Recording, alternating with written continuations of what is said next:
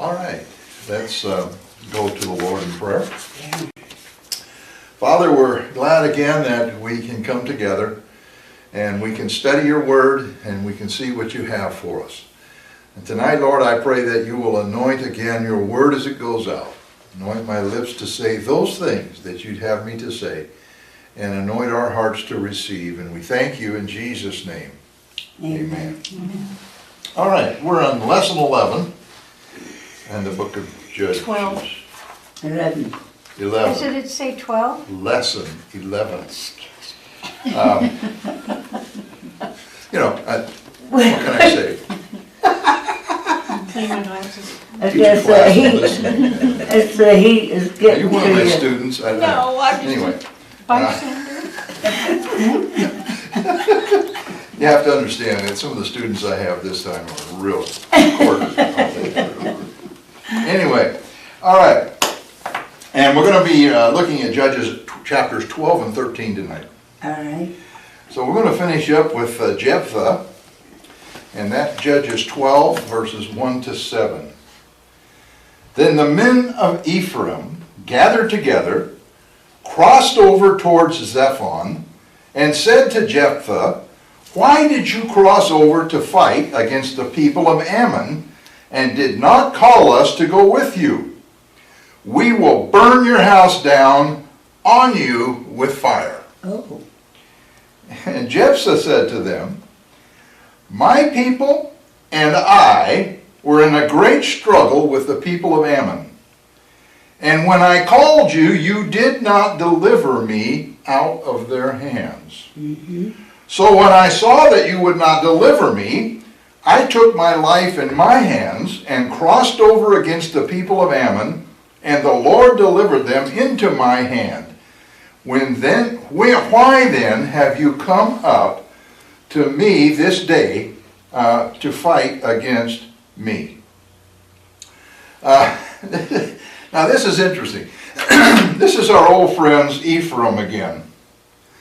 And so what happened here is evidently, and this you have to kind of read between the lines because this is not covered, but evidently before Ephraim crossed the Jordan River to do battle with the Amorites. Of course, he was already over there, and that's the strange part. But before he entered into battle with the Amorites, with the Amorites, he evidently sent word to Ephraim to come over and help. Now, you know, Ephraim were so full of pride. They were the chief tribe. You know, they were the chief guys. They were the ones now that were the head tribe out of all of Israel. Ephraim was the top tribe. And so these guys had heads that were about 3 times normal. And really, they were so full of pride because of their position. And so there's 2 things we can draw from. First of all, that either he called them and they failed to come at all, or he called them and they took their sweet old time about it, which seems to be more the situation here. Yeah. Instead of hurrying and getting their army and coming over to help, well, we'll let them go over and, maybe we'll get there eventually to clean up and we'll pick up the pieces. Now, think back to Gideon. Isn't this the same complaint they brought against Gideon? They said, "You didn't call us." Yeah. That's terrible. We are the number ones and you didn't call us. And so we're going to wipe you out because you didn't call us. Yeah. And so what Gideon, of course, even being more of a politician, I guess, he said, well, you can go down on the forge and you can clean everything up and take all the spoils. And that made him happy. They could go down and do that. Maybe they thought that, in this case, Jephthah would do the same thing. But Jephthah fooled him. He didn't do that. Now, notice here what it says.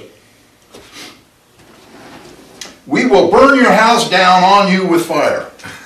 That's pretty rash.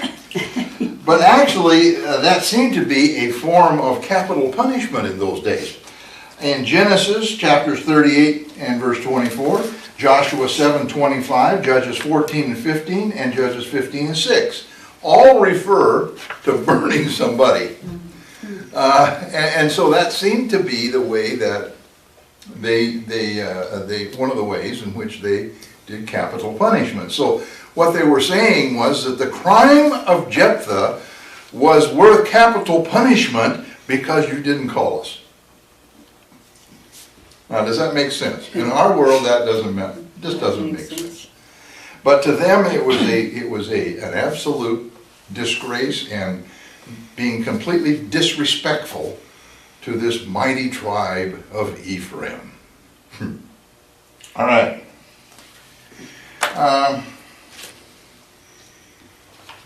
So what happens?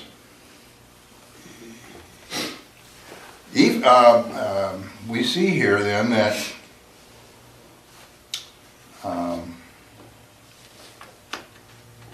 okay.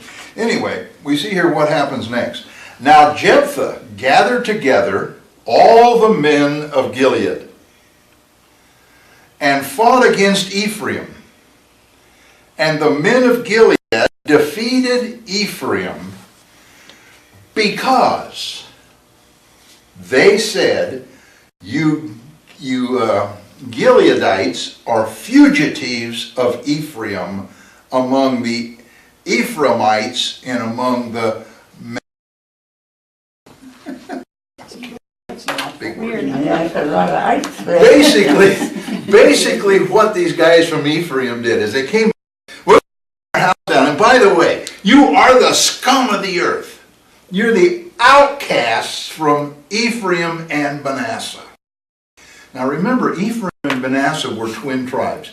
They were both from Ephraim and Manasseh were both sons of Joseph.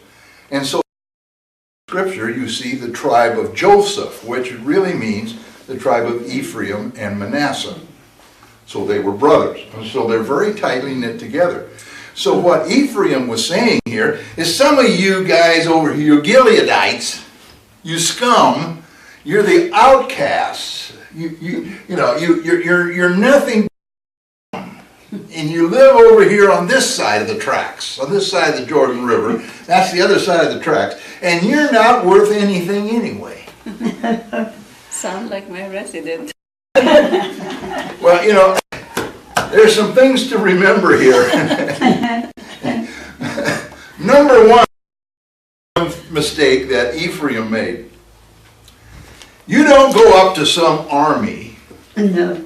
that God has just blessed by giving a far superior force into their hands. You don't go up to that army and call them scum.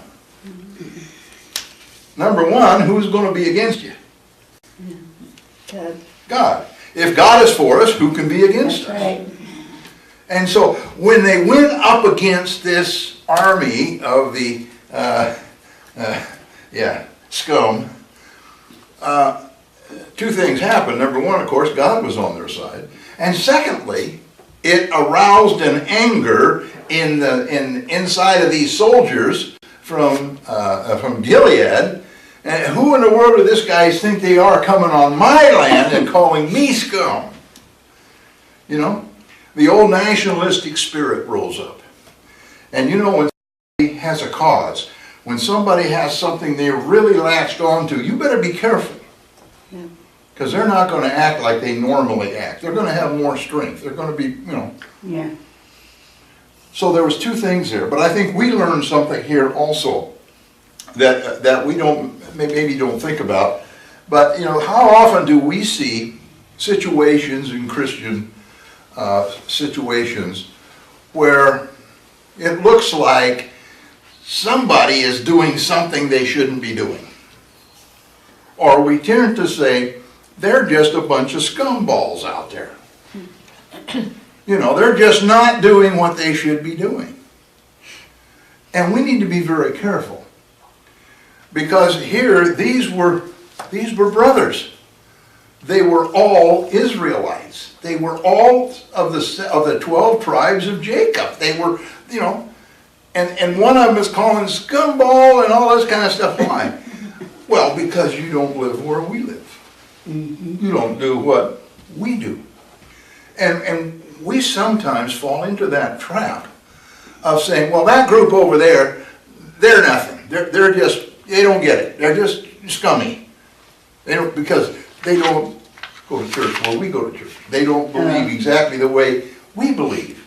They don't do things the way we do them. And we have to be very careful of that. Because while we probably don't have them rising up and coming at us with swords and going at it with us, if God is blessing them, especially, you better be careful, because God is going to come after you. Yeah. In the New Testament, he said, Paul was writing, and he said, mark those that cause division among you. Mark those. That means you put you don't put a curse on them, but you mark them. And you don't fellowship that person. You stay away from that person. You stay as far from that person as you can. Two reasons. One, you don't want them influencing you. And secondly, they are in a position where I might just take care of them. And you don't want to be around when that happens. You know what I mean? Mm-hmm. Yeah. Distance yourself from them. And we have people, it ranges all the way from somebody coming in the church and all of a sudden, you know, well, you're not doing this right, and I don't like this, and, you know, and before long they're chattering to everybody in the church, and, you know, then pretty soon a bunch leave. We've seen that happen 2 or 3 times here now. That's somebody who causes division. Instead of coming in, and if they don't like something, go to the pastor. And they say, what can we do to fix this? You know, this is my impression. Is this good? What are we doing? How can we fix it? And come up with a way of fixing that, rather than to go around to everybody in the church. I don't like that thing we're doing here. You know, that's not right. It's not your business, unless you're the pastor, frankly. There's a lot of things that I don't go along with, you know, all the time. And Rick and I, sometimes we sit and discuss these things. But it's not my place to tell Rick, this is the way you need to do it or else. Now I can say, Rick, here's a better way of doing it. Or I can give him counsel, you know, that's my position, give him counsel, that's what he wants me to do. But it's not my position to go out in the congregation and say, well, yeah, we got to change this. No, that's not easy. And that's kind of what was happening here. Not to that degree, maybe, not you know, exactly like that, but it was the same idea. If Ephraim didn't have a lot of pride, they wouldn't think they were better than these people from Gilead. And the people who go around the church, if they didn't have a lot of pride, they wouldn't be going around the church yakking. See, it all boils back to the same problem, and that's pride. We cannot allow pride to take a position in our lives to where we find ourselves on the other side of the line from what God is doing. So we have to be very careful. All right. So look what happened. They go to war. Okay. Fought against Ephraim, and the men of Gilead defeated Ephraim. Mighty Ephraim was defeated. How could that happen? How could that happen? Now, we learned some things about Jephthah here, by the way. Number one, he was an Ephraimite, we find out here. He was from the tribe of Ephraim. We also find out, now this doesn't look right. I think I've, where am I here? Oh, never mind. I'm in the wrong pew. Just skip what I just said. For some reason, my printer has decided to print on both sides. And so I keep forgetting to flip the page. Anyway, just skip that. We'll go on. Okay. 5. What's that? 5. Yeah. Anyway. All right, so let's take a look at verse 5. The Gileadites seized the fords of the Jordan before the Ephraimites arrived, and any Ephraimite who escaped said, let me cross over. The men of Gilead would say to him, are you an Ephraimite? And if he said no, then they would say to him, then say Shibboleth. And he would say Sibboleth, for he could not pronounce it right. Then they would take him and kill him at the fords of the Jordan. Oh, dear. There fell at that time 42,000 Ephraimites. Wow. Now, this is one of those little portions of scripture, sometimes it can be a little bit humorous. Basically what happened here is they had their battle, and of course Ephraim was defeated. Well, they turned and made a beeline for the Jordan River. Well, what the Gileadites did were they beat them to the river. And so they had the river fortified. So when these ragtag guys, you know, that had escaped the initial defeat came to the river and asked to be allowed to cross, they say, are you an Ephraim? Are you from Ephraim? No, we're not from Ephraim. Fine. Then we want you to say Shibboleth. Now, we say, why would they want them to say Shibboleth? There's probably a lot of words that they could have used. However, Shibboleth, it's a hard word to say even I, but Shibboleth signifies a stream or river. So the person would not suspect the reason, since they would be asking to cross the Shibboleth. So they made sure that they had to pronounce that word. And the tribe of Ephraim could not pronounce the H, Shibboleth. And it came out Sibboleth. When I was in Bible school my first year, I had a roommate from Japan. Actually, he was Korean. He was half Korean, half Japanese. But he came over and we roomed together for a year. And I had more fun with that guy. He couldn't speak English and I couldn't speak Japanese. And so he was trying to learn English and I was trying to learn Japanese. I mean, we got along. We had more fun. He was a little older than I was. In fact, he went on to be the head of the Japanese, their big organization, Pentecostal organization. He came to be their superintendent some years later. But I tried to get him to say rice. Rice. You want rice? Yeah, I like some rice. No, not rice. Rice. Rice. Rice. I never could get him to get the R. Because that's just not something. Yeah. Don't pronounce right. The R. No Yeah. R. Right, rice. It's almost an L. It's not really, you know, it comes of. But we used to have a lot of fun. But in this particular case, they used it to the advantage of being able to know who was an Ephraimite and who wasn't. Evidently, they were the only ones that couldn't say that. So that was kind of fun. But that was what was going on. That wasn't really funny because if they couldn't pronounce it, they killed them right there on the spot. But notice on that day, or in that battle, 45,000 Ephraimites. That put a big dent in their army in a hurry. And I'm sure it paid like a big pin that just deflated the pride. But, you know, this little lesson tells us a lot about pride and what it leads to. Of course, pride always leads to a downfall. But here you can see how true that was. Now, he judged Israel for 6 years. Verse 7, and Jephthah judged Israel 6 years. Then Jephthah the Gileadite died and was buried among the cities of Gilead. Now, we don't know where he was buried. There's all kinds, but you can go over and find all kinds of churches to him, I'm sure, and places where, you know, he was buried here. No, he's buried over here. Over there. You can go all around and find all the places where they think Jephthah was buried, but we don't really know.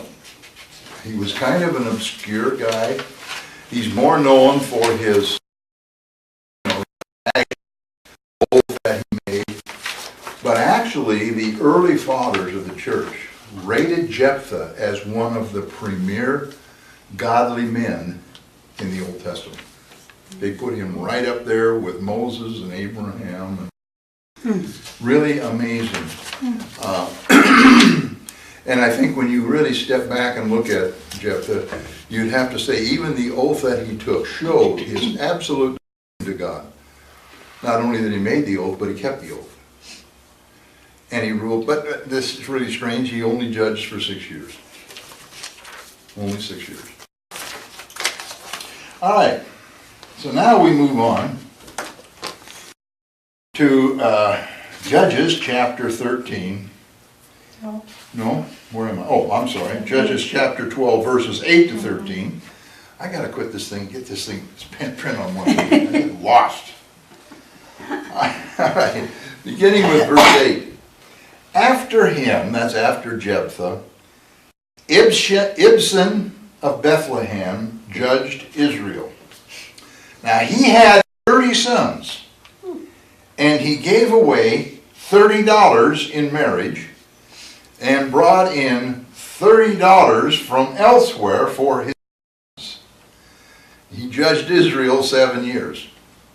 I can understand why he only lasted 7 years. I mean, that's 60 kids right there, Yeah. plus another 30 daughter-in-laws. He was worn out. I mean, I'd be absolutely worn out just trying to keep track of their names, Oh, who they were. And if they had kids, can you imagine how hard that would be to keep track of all the grandkids? I got a bunch of them, and half of them, I know who they are, but I don't know nothing about them. Can't tell you much. You know, really, that's just a lot. And that's all we know about this guy. He was prolific, and that's as far as it goes. But he ruled Israel. Israel, rather, was the judge who went with the high priest, you know, and got the Urim and Thummim or whatever. So he had that responsibility, and they lived in a time that was very peaceful. Now, we don't know really very much about him, but we know that he judged from Bethlehem and that he was buried there. That's all we know about him.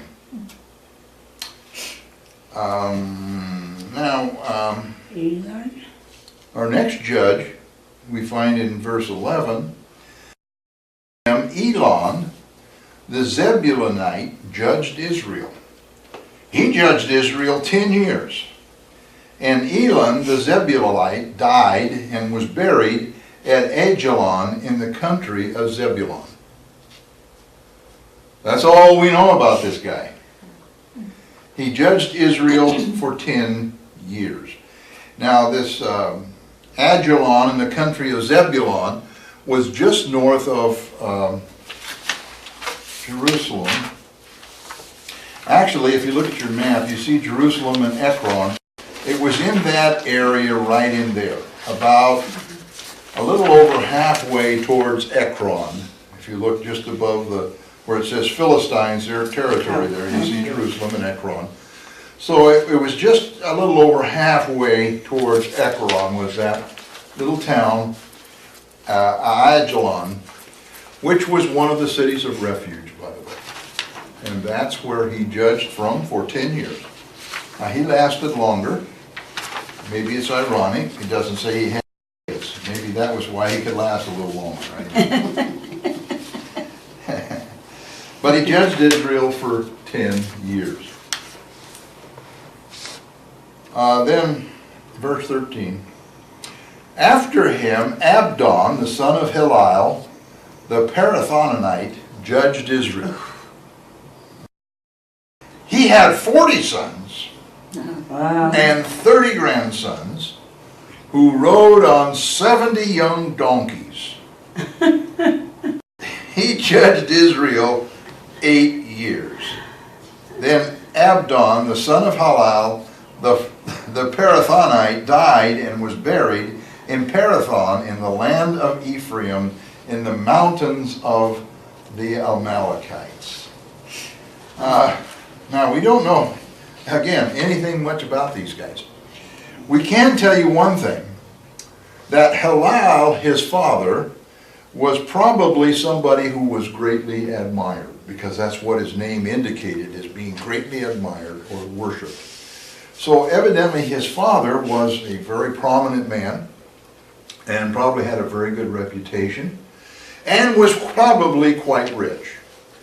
I mean, if you can have 40 kids and 30 grandkids, and they're all riding young donkeys, you remember the significance of you were wealthy. So they were all wealthy, so you can kind of draw the assumption that Abdon was also very wealthy. And he was a judge, and he did judge for 8 years. Now he was an Ephraimite, and he judged from the town of Parathon, which was 6 miles southwest of Shechem. So again, if you look at your map, you'll see which is right below Jezreel, below Shiloh there, the plain of Sharon. If you just come right over toward the Jordan River, you'll see Megiddo, Jezreel, Shechem, and then come right on down in about 6 miles there, between Shechem and Shiloh, was the town of Parathon. All right, that takes care of the 12th chapter. Now I can move on to the 13th chapter. And now we come into probably one of the best known characters in the Bible. One that gets a lot of bad press. He gets a lot of bad press, you know, and that's Samson. Yeah. So let's take a look at Samson here. Judges chapter 13, beginning with verse 1. Again, the children of Israel did evil in the sight of the Lord, and the Lord delivered them into the hand of the Philistines for 40 years. Now, I want you to notice something. We often think about Israel as a whole. The whole country, you know, both sides of the Jordan. And they all worshipped idols, and they were all always under some kind of, you know. Actually, that, from what we see here, isn't really the case. If you look at your map, you remember that Gideon was where? He was in the middle. He was in the middle. And where was Deborah? Well, she was more over here to the right and more further up the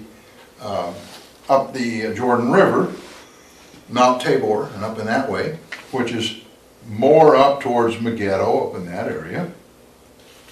And then, you know, you had, we just got done looking at Jephthah. Where was Jephthah? He was on the other side of the Jordan River. So what was happening was the tribes like the Amorites, they were over here on the east side of Jordan, and they were harassing them over there. And so God raised a judge who judged all of Israel, but he primarily delivered them from the Amorites. And in breaking up that confederacy, it also limited what the Philistines could do. Well, now we see just the opposite. God delivers this portion of Israel, which is more of the central, south-central area, into the hands of the Philistines. It doesn't say that anything was going on the east side of the Jordan, or up in the north territory of Israel.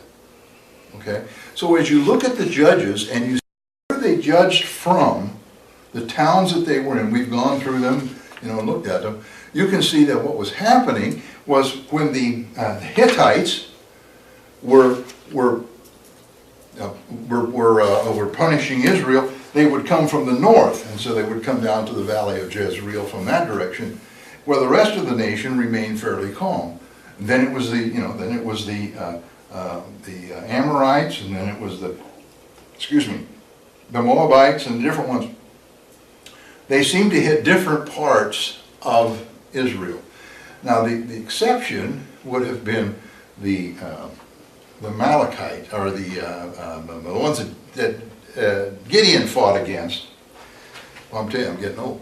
The Midianites, we'll get it straight.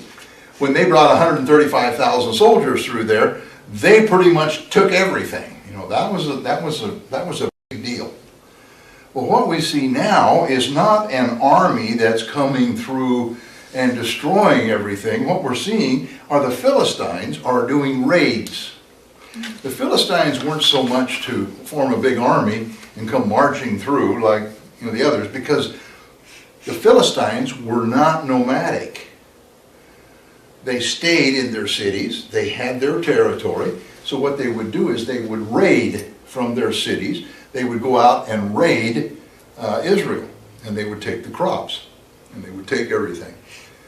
But it wasn't this huge army marching through. There were these little raids that were going on.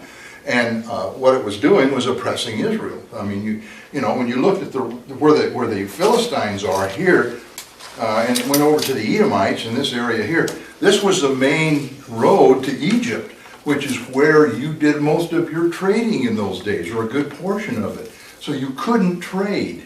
You know, your economy was not going to survive if you couldn't get goods down into the area around Egypt and you know, northern Africa, Ethiopia, and all those areas. Those were some of your main trading partners. And of course you had the Amorites, and while they weren't bothering Israel, maybe you couldn't get through that territory to go trade that way either. So Israel was sealed off. And then these raids that were constantly going through, you couldn't build up barns and store stuff because they'd come and take it all. So that's kind of the difference in the way the oppressors oppressed Israel. They didn't all do it the same way, and they didn't all do it all over the whole nation. Okay? And this is something you just have to be aware of in Scripture. Sometimes it just refers to Israel. It may only be one tribe, or it may be 5 tribes. But it's Israel. And so there you go. We just saw that because we saw where at times the Scripture says, and Israel fought against the Amorites. No, it was only those on the east side that fought against them. So I hope that kind of gets you a little more of a mental picture of what's going on here. All right, so I got to find my page again. Here we go. All right. So here we find children of Israel again doing evil in the sight of the Lord. So this time, God delivers them into the hand of the Philistines for 40 years. Almost, you know, as long as peace reigned under Gideon. It was 45 years here. Yeah, we're going to throw this guy out there. 40 years. That's a long time to have these Philistines raiding everything, and you can't get your goods through. You can imagine what that did to the country. Now there was a certain man from Zorah of the family of the Danites, whose name was Manoah. And his wife was barren and had no children. Now Manoah was of the tribe of Dan, and he lived in Zorah, which was one of the cities that was actually given to Judah. And it was right on the border with Judah and Dan, right in that area. Now Zorah means a place of wasps. So who knows where that came from. Maybe they were in my backyard, but sometimes, you know, the wasps get to flying. Anyway, it was a biblical town in the lower hill country of Judah. The site lies at an elevation of about 1,150 feet above sea level. It was situated about 14 miles west of Jerusalem. So if you look at Jerusalem on your map, it was about 14 miles due west of there. Was this little town of Zoah. Verse 3. And the angel of the Lord appeared to the woman and said to her, indeed, now you are barren and have borne no children, but you shall conceive and bear a son. Now what's interesting to me here is that the angel of the Lord appeared for no particular reason. Now what I mean by that, there are several other instances, of course, where women were barren. You had Isaac, you know, of course, Sarah was barren. And you had Jacob and Samuel and John the Baptist. But in almost all of those situations, there was a cry that went out from the woman, you know, I am barren. I think in particular Samuel's mother. I mean, they thought she was drunk in the temple. You know, And she was so moved by not having children. But in this case, there doesn't seem to be any, okay, I don't have kids. That we don't have anything recorded that says she was crying out to God or that Manoah was calling on God about this. It was just, okay, I guess that's the way it is. Now, what do we take from that? I don't know, to be honest. Why was she chosen above anybody else? I think we'll get some answers as we look at the next few verses here. We can make some suppositions. We can say, well, maybe it was this way or that way. But the Bible doesn't tell us why these people were so special. I mean, even Mary, we found out she was a young virgin, and, we learned a little bit about her and her calling to be the mother of Jesus, and all of that. And it was the right time and all of that, in the fullness of time, we learn all that. But there's nothing here about that at all. We don't even see where Israel was crying for a judge. Every other time, Israel cried. They called on God, get us out of this. We don't even see that they're doing that here. It just seems like all of a sudden, God said, okay, I guess it's enough, let's take care of the situation. Yeah? And I think maybe that points to God's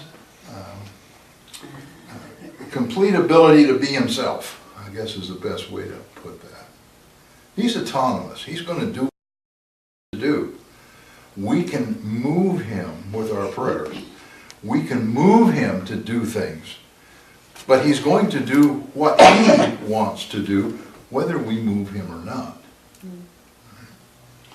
So what happens here? Here's this lady. And we don't know where she was. We don't know what she was doing. But all of a sudden, here comes the angel of the Lord. Now, to me, this is a lot like Gideon. I mean, when you remember Gideon, he's down there. I'm laughing again, remind. Down in the wine press, and here's the angel of the Lord sitting under a tree watching him. Now, it doesn't say. Maybe the angel of the Lord came by and sat down under a tree and watched her for a while. I don't know. It doesn't say. It just says that he walked up to her and just appeared to her, walked up to her, and says to her, you're barren, but you're pretty soon you're going to bear a son. Now, you can imagine, if you're this lady, and I don't know how old she was, I have to assume that she was probably, up in age a little bit, because Manoah died long before Samson did. So, you look at it and you say, well, I wonder, what, if she was out there working and somebody walked up and said, you're barren, you want to pick up a stick and you want to whack him one. Certainly, it's a disgrace. What do you mean? I know that. You're telling me something I don't already know. And then say, well, you're going to have a son. What would your reaction be? How would you take that?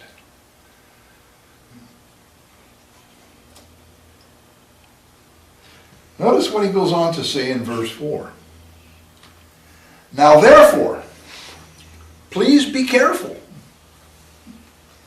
not to drink wine or similar drink, and not to eat anything unclean, for behold, thou conceive and bear a son, and no razor shall come upon his head, for the child shall be Nazarite to God from the womb, and he shall begin to deliver Israel out of the hand of the Philistines. So we see here a very interesting story. The angel of the Lord comes to her and says, you're going to have a son. Now, she doesn't say, you remember when the angel, or when the angel of the Lord came to Mary, said, you're going to have a son, and this is who he's going to be, this is what he's going to do, and kind of lays out who this son is.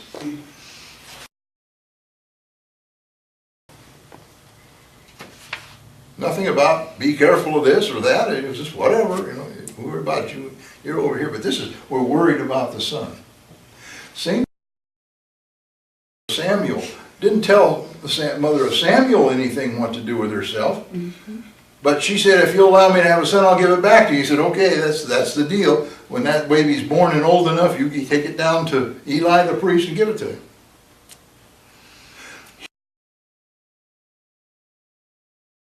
Now you be careful. You don't drink any wine. And it goes on even any the vine. And I'll read you a little bit more here about this in a minute. But you couldn't have any, which wine in those days was the main thing they drank. So that meant she was limited to drinking water. And they didn't have coffee in those days, I don't think, so they couldn't have coffee. I don't know how they managed without that, but you know, so she was very limited in what she could drink. She wasn't allowed to eat anything that was unclean. You know, of course, we think about right away, you know, pigs and the unclean meats, but that also included anything that came from a dead body other than an animal, you know, anything that we would say today that was non-kosher. Okay, that'd be another way of putting it. What a strange things to tell her. Why can't I eat anything? Why do I have to be so careful? And the answer is, you're going to conceive and bear a son, and that son is going to be a Nazirite from the womb. He's going to be born a Nazirite. Now that was different than becoming a Nazirite. In fact, Paul became a Nazirite for a short period of time. We see that he went into the temple, and you could become a Nazirite, and usually the time was 30 to 100 days that you took the Nazirite vow, which was a complete separation from everything. That was, you were separated unto the Lord, and during that time you were expected to study and give yourself to prayer and study, and a monk almost. And we find Paul did that for one time. If you read in there, he went in with some friends, and if you couldn't go through the whole process, which took a very long time, a lot of cleansings, and you remember when we took the book of Acts, we talked about Paul going in for the ceremonial cleansing and all of that. That was taking the Nazirite vow. And but what you could do is, if you had a group of friends, and you could talk to those friends, and if you paid for their ritual, say you had 4 friends, you paid all 4 friends for them to go through this, because the cost was to the priests. Every time you had to go see them, it cost, you know, if you had to go out and dip, it cost. I mean, that's how they did it in the temple. You had to pay this tax, it would be like a tax, in order to go through this. And every step there was a cost. And so the Apostle Paul said he'd pick up the tab. And so he was able to join them and only have to go through 1 week of it to become a Nazirite. And then for 30 days or however long he stayed in there, he was considered a Nazirite. That was under the law. Now that's kind of a strange thing, but that's how they did it. So this was going to be different. The boy was going to be a Nazirite from the womb. That meant that while he was in the womb, there had to be that separation. So the mother had to take basically the position of a Nazirite as far as dietary situations were concerned. All right.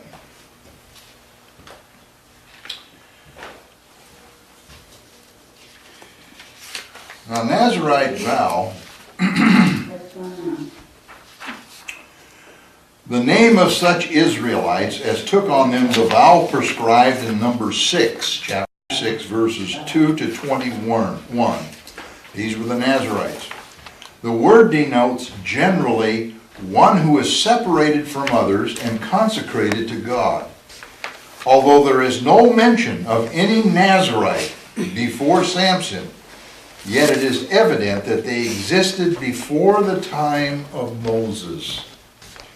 The vow of a Nazirite involved these three things: abstinence from wine and strong drink, refraining from cutting the hair off of the head during the whole period of the continuance of the vow, and the avoidance of contact with the dead.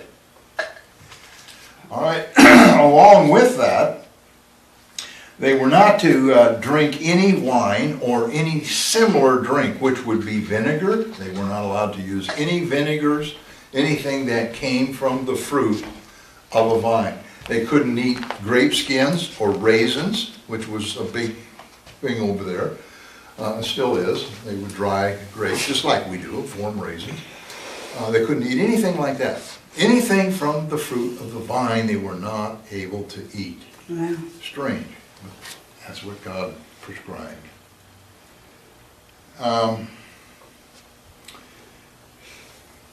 So that was what she had to go through in order to keep her son a Nazirite. And notice what he goes on to say: and he shall begin to deliver Israel out of the hands of the Philistines.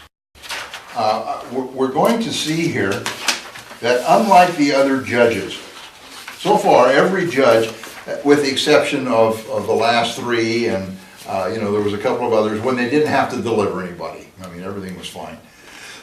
They just judged. But when they had to deliver from an enemy, how did they always do it? Call an army. Look at Deborah. Got Balak and they got an army together, and God delivered. Gideon got his army together. God delivered. Jephthah got an army together. God delivered. But this time's different. It didn't say Samson was going to deliver Israel. It says he was going to begin to deliver Israel. This was not going to be a one-day thing. We're going to march into the valley and we're going to take out the Philistines. No, that wasn't what was going to happen. This was going to be over a period of time when he was going to deliver Israel. Now, think back to what I said about the Philistines. Did they have a big army to come marching through? No. No. They were raiding. They were doing small raids and things and disrupting everything. How would you defeat that? How would we do it today? We get on the phone, we call our Navy SEALs, right? One of the special forces. 5 or 6 guys would go in and wipe out one of these raiding parties, 20 or 30 raiders, they just wipe them out, and that was it. That would be the battle, big battle. Not 45,000, maybe 6 or 7 or 100 or 1,000, And that's the way God, we're going to see, is going to deliver Israel. He was going to begin to deliver Israel. All right. Here we go.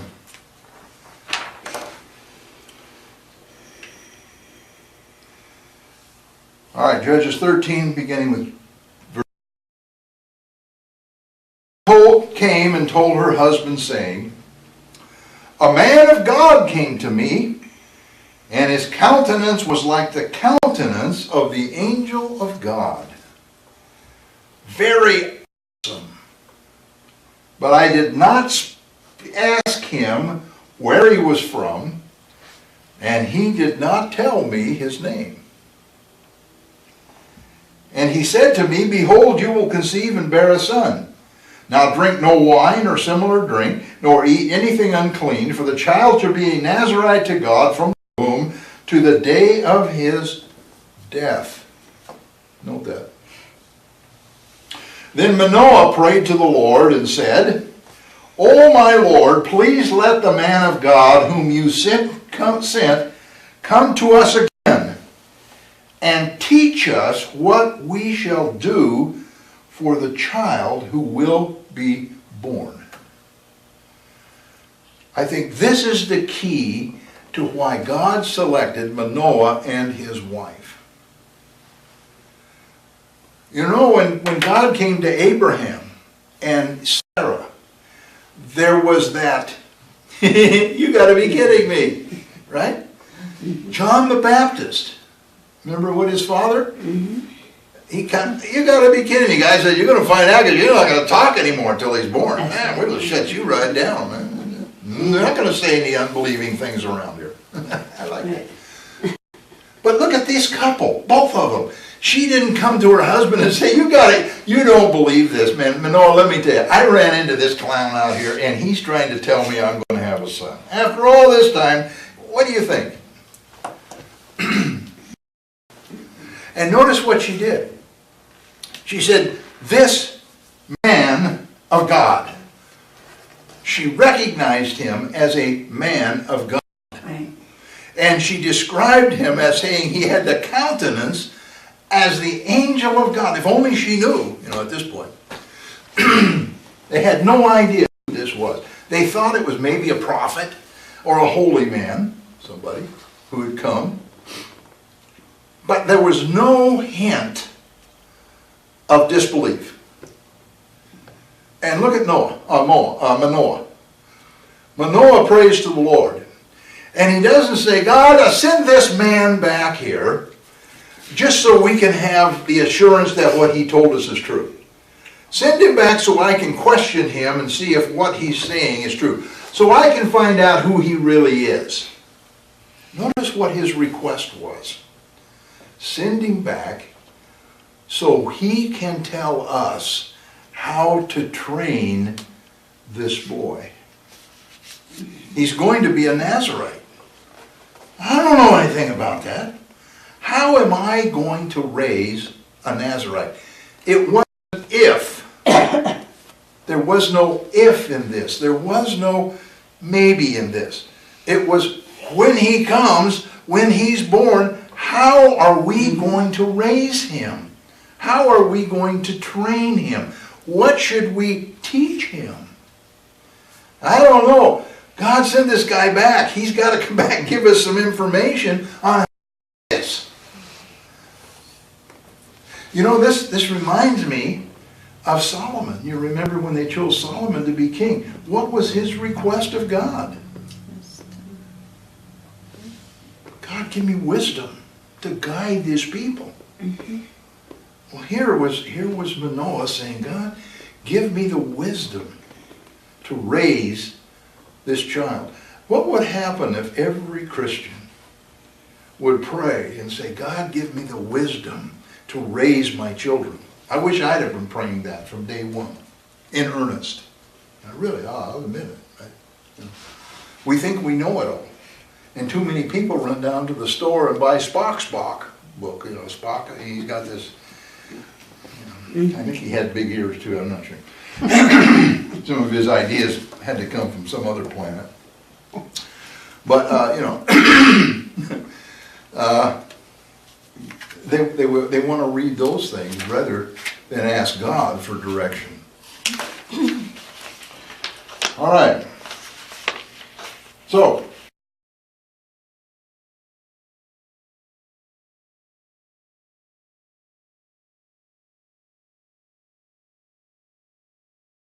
it has to be one of the most powerful scriptures in the entire Bible. And God listened. We oftentimes accuse God of not listening to us. Maybe he's not listening because we're not saying what we should be saying. God, I want to be rich. God, I want this. God, I want that. When we should be asking God for wisdom, understanding, how we can raise our kids, how we can testify to others, how can we grow, how can I understand your word. These are the things he wants us to ask about. And when we do that, he will listen. Can you imagine all the people in the world that pray to him every day? Now, I know he's a vast God. He can hear all. I'm not at all trying to diminish his ability by any means. But can you just imagine if you were God? I know some of the questions I get asked from these adult students. You know, it's a good thing they're 3,000 miles away. I think, oh, yeah. Some of the crazy things. And I wonder how we need to be very careful what we ask God. Ask God for things that He wants us to ask Him for. You understand? He said, study to show show thyself approved unto a workman who is not to be ashamed. He wants us to study. And if we're not getting it, we need to be praying, God, I need to get this. I need time to study. Give me time to, of course, we've got to be careful. If we pray that, we better be ready for whatever happens. You know, you might not be working anymore. You have plenty of time to study. But, you know, we have to be asking Him for what He wants us to ask Him for. And then He will listen. And God listened to the voice of Manoah, and the angel of the Lord came to the woman again as she was sitting in the field. But Manoah, her husband, was not with her. So here she is sitting. I don't know why she was sitting in the field. Have no idea. Unless maybe she was out there like Gideon, you know, pounding outside. I don't know. I don't know what she was doing. But she was out in this field sitting there. Maybe she was resting. She'd been working and she's resting. I don't know. But all of a sudden, here comes the angel of the Lord again to her. And I kind of chuckle here, because she doesn't say anything to him, it doesn't look like. It looks like he showed up and she jumped up and took off. Yeah. And it says, then the woman ran in haste. She saw him, turned, and took off as hard as she could go. And what did she do? She ran in haste and told her husband and said to him, look, the man who came to me the other day has just now appeared to me. Now, if we read and take it literally, he just all of a sudden appeared. Boom, there he was. I don't think that's what it means. Otherwise, if it had, she'd known who it was.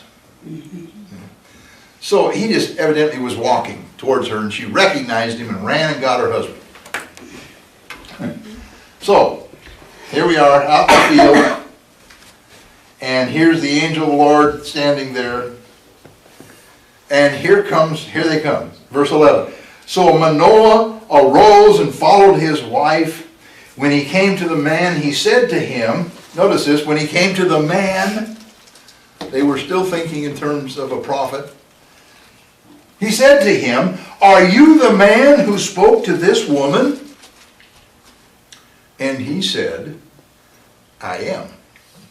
Have you heard that phrase before? Mm-hmm. Yeah. Yeah, it's one of those double-sided phrases. I am, yes, I am, but I'm also the I am. Yeah. Only Manoah didn't get it, so, you know.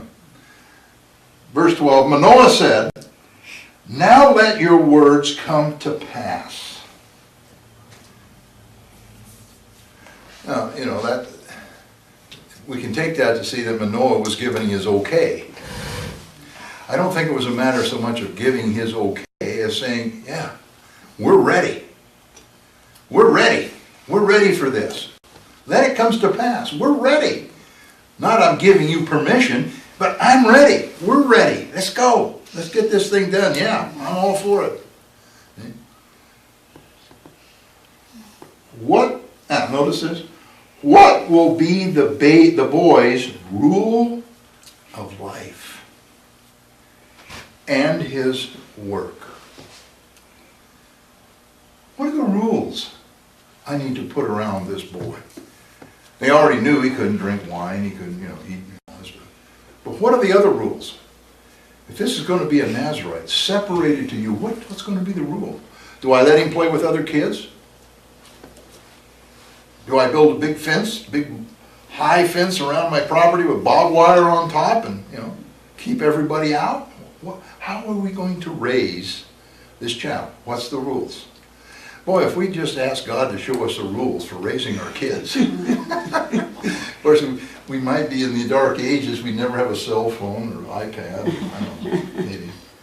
But that was the rules. And notice the the angel's answer in verse 13. So the angel of the Lord said to Manoah, of all that I said to the woman, let her be careful. She may not eat anything that comes from the vine, nor may she drink wine or similar drink, nor eat anything unclean. All that I commanded her, let her observe.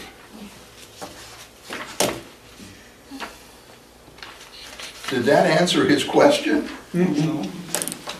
Oh, what does that got to do with anything? You know, he didn't ask what she was supposed to do. He was asking wisdom to raise the child. And And God just ignored him. Doesn't God do that sometimes? He just ignores us.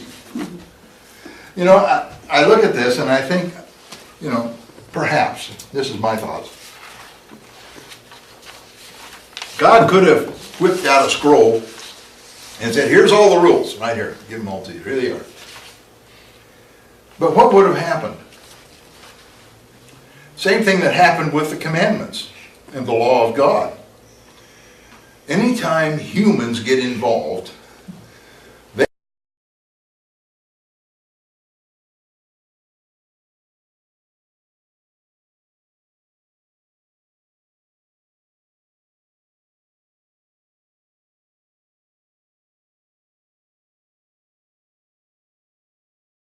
less.